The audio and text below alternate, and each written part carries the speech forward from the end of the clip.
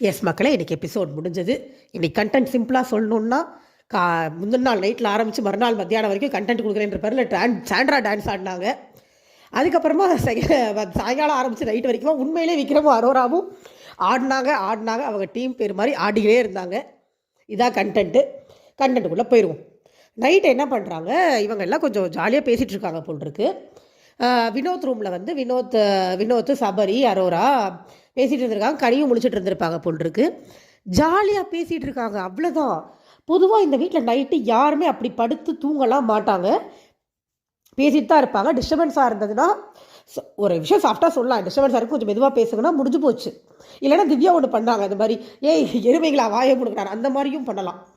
இது எதுவுமே பண்ணாமல் சாண்ட்ரா என்ன பண்ணுறாங்க, மூஞ்சியை 7 முளைக்கு தூக்கி வச்சுக்கிட்டு வேகமாக பெட்ஷீட் எடுத்து வெளியில் ஓடுறாங்க. இது நம்ம எப்போ பண்ணுவோம்னா நம்ம வீட்டில் பண்ணலாம். நம்ம வீட்டில் இருக்கோம், வாழ்ந்துட்டுருக்கோம், நம்ம வீட்டில் நம்மளுக்கு நம்ம அப்பா அம்மா இல்லை நம்ம ஹஸ்பண்ட் ஒய்ஃப் நம்ம பிள்ளைங்க யாராவது பண்ணுறாங்க, கோவப்பட்டு எழுந்து போகிறோம்னா அது வேறு. அது பிக் பாஸ் வீடு, அங்கே இருக்கிற எல்லாருமே இண்டிவிஜுவல்ஸ். நீங்கள் எல்லோரும் காசு வாங்கிட்டு விளையாட வந்திருக்கீங்க. பர்பஸ்ஃபுல்லாக பண்ணாலே என்னை கேட்ட தப்பு இல்லாமல் உங்களை தூங்கணும் பர்பஸ்ஃபுல்லாக வச்சுட்டு மைண்ட் லெவலில் உங்களை டைவர்ட் பண்ணி அக்ரிவேட் பண்ணி கேம் விளையாடுறது கூட கேம் தான் மாட்டாங்க. அப்படிலாம் யாருமே பண்ணலை. அவங்க சும்மா ஜாலியாக பேசிகிட்டு இருந்தாங்க. பேசக்கூடாதுன்னு சொல்கிறதுக்கு சாண்ட்ராக்கு என்ன உரிமை இருக்குன்னு எனக்கு தெரியல.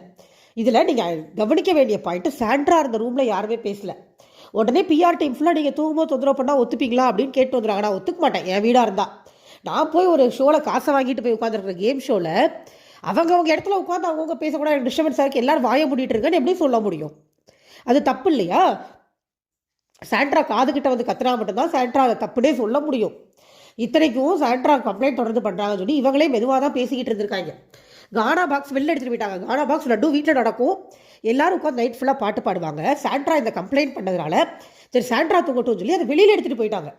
இந்த கான்வர்சேஷன் ரொம்ப சாதாரணமாக ஜாலியாக பேசும்போது கொஞ்சம் வால்யூம் அதிகம் ஆயிடுச்சு. ஆமாம் ஆயிடுச்சு, நான் இல்லைன்னு சொல்ல மாட்டேன். ஆனால் அதுக்கு சாண்ட்ரா கொடுத்தது ரொம்ப ஓவர் ஆக்ஷன். பின்னாடி சபரி அரோரா ஓடி வந்து சாரி நாங்கள் படுத்துடுறோம், நீங்கள் வாங்க சாண்ட்ரா அப்படின்னா வினோத்தும் வராரு. இந்த பொம்பளை போர்வை போட்டுட்டு படுத்துருச்சு சோஃபாவில். போர்வை கூட எடுக்க மாட்டேங்குது. சோஃபாவில் வெளி சோஃபா, கார்டன் சோஃபாவில். அப்புறம் வினோத் வந்தோடனே சரி தலையிட்ட பேசினா மரியாதையாக இருக்காதுன்னு சொல்லி என்ன நினச்சதுன்னு தெரியல, சோஃபாவை மட்டும் போர்வை கீழே இறக்கிட்டு வினோத்கிட்ட இல்லை நான் வரமாட்டேன், நீங்கள் என்ன சொல்கிறீங்க, ஒரு வாரமாக இப்படி தான் பண்ணுறீங்க, எல்லாரும் நான் தூங்கக்கூடாதுன்னு வேணும்னே பண்ணுறீங்க அப்படிங்குது. இந்த பொம்பளை யாரும் மதிக்கிறதே இல்லை. ஃபர்ஸ்ட் ஆஃப் ஆல் அந்த அட்டென்ஷன் வேணுங்கிறதுக்காக இத்தனை ட்ராமாவே போடுது. இதில் இது தூங்கக்கூடாதுங்கிறதுக்காக எல்லாரும் வேணும்னு பண்ணுறாங்களாம்.